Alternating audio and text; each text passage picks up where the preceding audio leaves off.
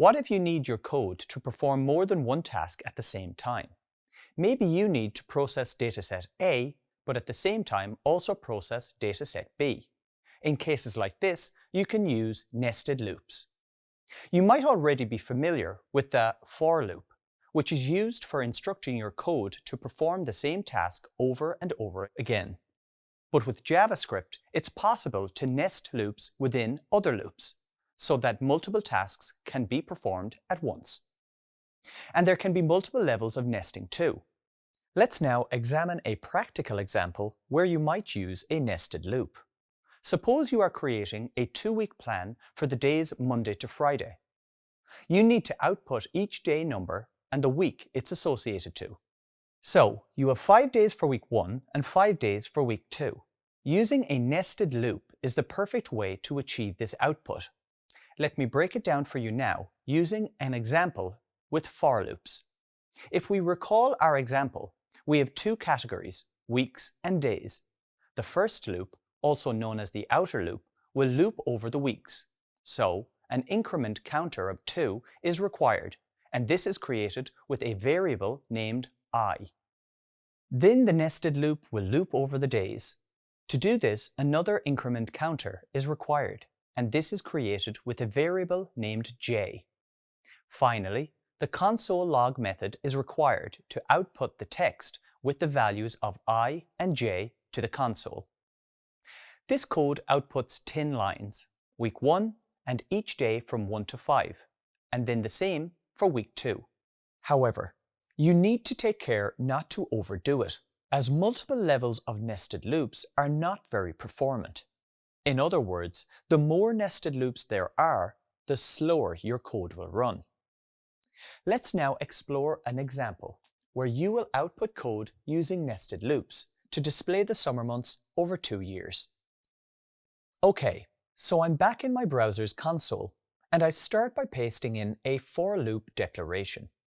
Notice this specifies the year variable as 2023, and the exit condition when the comparison of year is less than 2025 returns false. I've also set the year's value to increase by 1 on each loop. Essentially, I've coded this loop twice.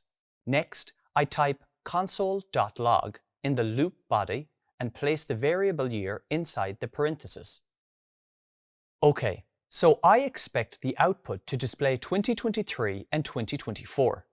I run the for loop to confirm that this is the case. And indeed, the values 2023 and 2024 are logged to the console. And this is a process that you are already familiar with. Now I want to demonstrate a nested loop, and to do that I need to add another loop inside the body of the first for loop. This will also be a for loop. This time I type for var month equals 6, month less than 9, and month plus plus. What I'm doing here is counting only the summer months. The summer months are usually June, July, and August in the Northern Hemisphere.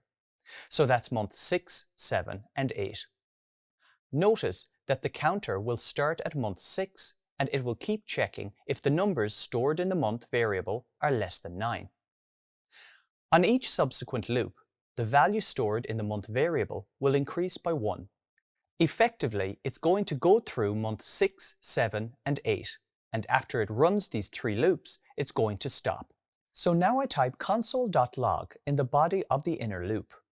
And to make sure that I showed that this is nested, I'm going to add several dash characters, and then the month variable. And now, when I run this code, the outer loop will run for the first time. And it will set the value of the year variable to 2023. Then console log that number, and then go into the code of the inner loop and run it. Once inside the code of the inner loop, I can expect the code to run 3 times and output dashes 6, dashes 7, and dashes 8. The inner loop will then exit, and the code will move back to the outer loop to begin the next loop cycle. When this starts, the value of the year variable has been increased by 1 to 2024. This still satisfies the condition of year is less than 2025. So the code logs the year and proceeds to the inner loop. JavaScript will go into the inner for loop again and rerun it. Once again, it will output 6, 7 and 8 again. And this code will continue this sequence displaying the year 2024 and the final 3 months of summer. Let me run the code now. And success! The code produced my predicted output. OK, before I end this video, let me demonstrate how to simplify the for loop.